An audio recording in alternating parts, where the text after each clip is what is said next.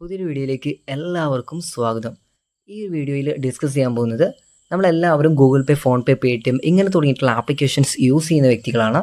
ഇങ്ങനെ നമ്മൾ യൂസ് ചെയ്യുന്ന സമയത്ത് ഏതെങ്കിലും സാഹചര്യത്തിൽ നമുക്ക് ബാങ്കിൽ നിന്നൊരു OTP വരണമെന്നുണ്ടെങ്കിൽ ആ ഒരു സമയത്ത് നമ്മളെ സിമ്മിലാണെങ്കിൽ ചിലപ്പോൾ ബാലൻസ് ഉണ്ടാകില്ല. ഇനിയിപ്പോൾ വാലിഡിറ്റി ഉണ്ടെങ്കിൽ തന്നെ ചിലപ്പം ബാങ്കിൽ നിന്ന് OTP നമുക്ക് ലഭിക്കാറില്ല. ഓക്കെ, അപ്പോൾ ഈ ഒരു സാഹചര്യത്തൊക്കെ നമുക്ക് എങ്ങനെ തരണം ചെയ്തുകൊണ്ട് ഇത് എങ്ങനെയാണ് പ്രോബ്ലം സോൾവ് ചെയ്യാന്നുള്ളത് ഞാൻ വഴിയെ ഈ വീഡിയോയിൽ കറക്റ്റ്ലി കാണിക്കുന്നുണ്ട്. ഓരോ സിമ്മും എങ്ങനെ റീചാർജ് ചെയ്യണം, എത്രത്തോളം പ്ലാൻ റീചാർജ് ചെയ്യണം എന്നുള്ള കാര്യങ്ങളൊക്കെ പറയുന്നുണ്ട്. അപ്പം തുടർന്നും ഇതുപോലെയുള്ള യൂസ്ഫുൾ ആവുന്ന ഇൻഫോർമേറ്റീവ് എന്ന വീഡിയോസ് നിങ്ങളിലേക്ക് എത്തുവാൻ വേണ്ടി തീർച്ചയായിട്ടും നമ്മുടെ ചാനൽ സബ്സ്ക്രൈബ് ചെയ്ത് വെച്ചേക്കുക. വീഡിയോക്ക് ഒന്ന് ലൈക്കും കൂടിയും ചെയ്ത് സപ്പോർട്ട് ചെയ്യുക. ഓക്കെ, അപ്പോൾ നമുക്ക് ആദ്യം തന്നെ നമുക്ക് VI സിമ്മിനെ കുറിച്ച് നമുക്ക് ജസ്റ്റ് ഒന്ന് ഡിസ്കസ് ചെയ്യാം. അങ്ങനെ ഓരോ സിമ്മിനെ കുറിച്ച് ഞാൻ ഡിസ്കസ് ചെയ്യുന്നുണ്ട്. അത് നാട്ടിലുള്ള ആളുകൾ എന്ത് ചെയ്യണം, വിദേശത്ത് പോകാനിരിക്കുന്ന ആളുകൾ എന്ത് ചെയ്യണം, വിദേശത്ത് ഇപ്പോൾ ഉള്ള ആളുകൾ എന്ത് ചെയ്യണം എന്നുള്ള കാര്യങ്ങളൊക്കെ നമ്മൾ ഡിസ്കസ് ചെയ്യുന്നുണ്ട്. സോ വീഡിയോക്ക് ലൈക്ക് ചെയ്യാൻ മറക്കരുത്. എന്തെങ്കിലും ഡൗട്ട്സ് ഉണ്ടെങ്കിൽ ഇൻസ്റ്റ വഴി മെസ്സേജ് ചെയ്യുക. ആദ്യമായി VI സിം എടുത്ത് നോക്കുകയാണെങ്കിൽ നിങ്ങളൊരു VI യൂസർ ആണ് എന്നുണ്ടെങ്കിൽ തീർച്ചയായിട്ടും നിങ്ങളുടെ വാലിഡിറ്റി, അതായത് മിനിമം നിങ്ങൾക്ക് ഒരു വാലിഡിറ്റി ഉണ്ടായിരിക്കണം നിങ്ങളുടെ ഫോണിൽ. ഓക്കെ, അപ്പം 199 രൂപയാണ് നമ്മുടെ വാലിഡിറ്റി മിനിമം VIയിൽ ഉണ്ടായിരിക്കേണ്ടത്. ഓക്കെ, അപ്പോൾ നിങ്ങൾ എന്ത് ചെയ്യുക, 199 രൂപയുടെ ഒരു പ്ലാന് റീചാർജ് ചെയ്യണം നിങ്ങളുടെ സിമ്മിൽ. പ്ലസ് നിങ്ങൾ എന്ത് ചെയ്യണം, 10 രൂപ നിങ്ങളുടെ വാലിഡിറ്റി ഉണ്ടായിരിക്കണം. എന്നിട്ടും അതായത് 199 രൂപ നിങ്ങൾ റീചാർജ് ചെയ്തു, എന്നിട്ടും നിങ്ങൾക്ക് ബാങ്കിൽ നിന്ന് OTPയും കാര്യങ്ങളും വരുന്നില്ല എന്നുണ്ടെങ്കിൽ ഈ ഒരു 10 രൂപയുടെ ഒരു ടാക്ക് ടൈം വാലിഡിറ്റി നിങ്ങൾക്ക് ഉണ്ടായിരിക്കണം. ഓക്കെ, ടോപ്പ് അപ്പ് നിങ്ങൾ റീചാർജ് ചെയ്തിരിക്കണം.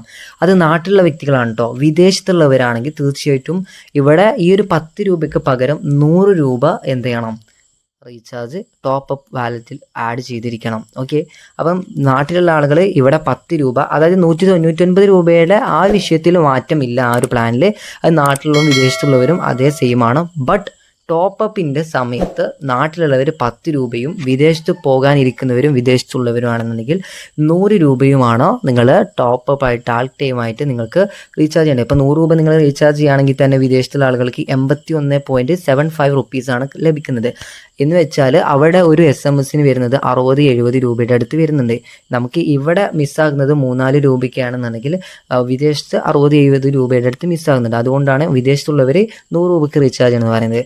നമ്മൾ എയർടെൽ സിം യൂസേഴ്സ് ആണെന്നുണ്ടെങ്കിൽ തീർച്ചയായിട്ടും അവർക്കും 199 രൂപയുടെ റീചാർജ് ചെയ്യാവുന്നതാണ്. ബട്ട് ആ ഒരു പ്ലാൻ കാണുന്നില്ല എന്നുണ്ടെങ്കിൽ തീർച്ചയായിട്ടും നിങ്ങൾക്ക് 249 രൂപയുടെ ഒരു പ്ലാൻ ഉണ്ട്, നിങ്ങൾ അത് ചെയ്യുന്നതായിരിക്കും ബെറ്റർ. അങ്ങനെ ആകുമ്പം 24 ദിവസം വാലിഡിറ്റി കിട്ടുന്ന ഒരു പാക്കാണ്. ഇത് ചെയ്തിട്ടും നിങ്ങൾക്ക് SMS വരുന്നില്ല എന്നുണ്ടെങ്കിൽ 10 രൂപയുടെ ഒരു ടോപ്പ് അപ്പ് നിങ്ങൾ എന്ത് ചെയ്യുക, റീചാർജ് ചെയ്യുക. ഓക്കെ, വിദേശത്തുള്ളവരാണെങ്കിൽ 100 രൂപയുടെ ടോപ്പ് അപ്പ് നിങ്ങൾ റീചാർജ് ചെയ്യുക. ഓക്കെ, അപ്പം VI യൂസേഴ്സ് എന്ത് ചെയ്യണം, എയർടെൽ യൂസേഴ്സ് എന്ത് ചെയ്യണം എന്നുള്ള കറക്റ്റ് കാര്യങ്ങൾ മനസ്സിലായിട്ടെന്ന് വിചാരിക്കുന്നു. ഓക്കെ, അപ്പോൾ 10 രൂപയുടെ റീചാർജ് ചെയ്യുന്ന സമയത്ത് തന്നെ 7.47 രൂപയാണ് നമുക്ക് ബാലൻസ് ആയിട്ട് ലഭിക്കുന്നത്. ഇനി അടുത്തതായിട്ട് നമുക്കൊരു BSNL യൂസേഴ്സിന് എങ്ങനെയാണ് അതിൻ്റെ പ്ലാൻ റീചാർജും കാര്യങ്ങളൊക്കെ വരുന്നത് നോക്കാം. അവർ ചെയ്യേണ്ടത് വാലിഡിറ്റി പാക്കായിട്ട് 147 രൂപയുടെ റീചാർജ് ചെയ്തിരിക്കണം. ഇങ്ങനെ 147 രൂപയുടെ റീചാർജ് ചെയ്ത് കഴിഞ്ഞിട്ട് ബാങ്കിൽ നിന്ന് OTPയും കാര്യങ്ങളും വരുന്നില്ല എന്നുണ്ടെങ്കിൽ മാത്രം ഒരു 10 രൂപയുടെ ടോപ്പ് അപ്പ് റീചാർജും കൂടിയും ചെയ്തിരിക്കുക. ഓക്കെ, 147 ഉണ്ട്, പ്ലസ് 151 വരുന്നുണ്ട്, 199 പേരുണ്ട്. അത് നിങ്ങൾ ഏതാണ് നിങ്ങൾക്ക് വേണ്ടത് അത് നിങ്ങൾ ചെയ്യുക. ഓക്കെ, 10 രൂപയുടെ ടോപ്പ് അപ്പ് ചെയ്യുക. അതായത് ബാങ്കിൽ നിന്ന് OTP വരുന്നുണ്ടോ എന്ന് ചെക്ക് ചെയ്യുക. ഇല്ല നിങ്ങൾ 10 രൂപയുടെ വാലിഡിറ്റിയും ചെയ്തു വെച്ചേക്കുക. ഓക്കെ, അപ്പം മാക്സിമം നിങ്ങൾ എന്താണ് മനസ്സിലാക്കേണ്ടതെന്ന് വെച്ചാൽ, നിങ്ങളിപ്പോൾ ഇത് ചെയ്തിട്ടും നിങ്ങൾക്ക് SMS വരുന്നില്ല എന്നുണ്ടെങ്കിൽ ചിലപ്പോൾ ആ സ്പോട്ടിൽ ചിലപ്പോൾ കൊള്ളണമെന്നില്ല. 24 hours വെയിറ്റ് ചെയ്യുക. അതായത് റീചാർജ് ചെയ്തതിന് ശേഷം 24 hours വെയിറ്റ് ചെയ്തതിന് ശേഷം നിങ്ങൾ എന്ത് ചെയ്യുക, ട്രൈ ചെയ്ത് നോക്കുക. അപ്പോൾ എന്തായാലും നിങ്ങൾക്ക് ഈ ഒരു ബാങ്കിൽ നിന്ന് OTP വരുന്നതായിരിക്കും. ഇനി നമുക്ക് ജിയോ യൂസേഴ്സ് ആണെന്നുണ്ടെങ്കിൽ തീർച്ചയായിട്ടും 199 രൂപയുടെ ഒരു വാലിഡിറ്റി ഉണ്ട്, അത് നിങ്ങൾ ചെയ്തു വെച്ചേക്കുക.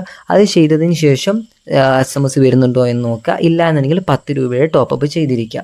ഓക്കെ, അപ്പോൾ ജിയോയുടെ യൂസേഴ്സിന് വേറൊരു ബെനിഫിറ്റ് എന്താണെന്ന് വെച്ചാൽ, ജിയോയുടെ ആപ്ലിക്കേഷൻ വെച്ചിട്ട് നമുക്ക് 189 രൂപയുടെ ഒരു പ്ലാന് ജിയോയുടെ ആപ്ലിക്കേഷൻ വഴി നമ്മൾ റീചാർജ് ചെയ്യുന്ന സമയത്ത് കാണാൻ സാധിക്കും. പക്ഷേ ഗൂഗിൾ പേയിൽ ആ ഒരു പ്ലാന് കാണാൻ സാധിക്കില്ല.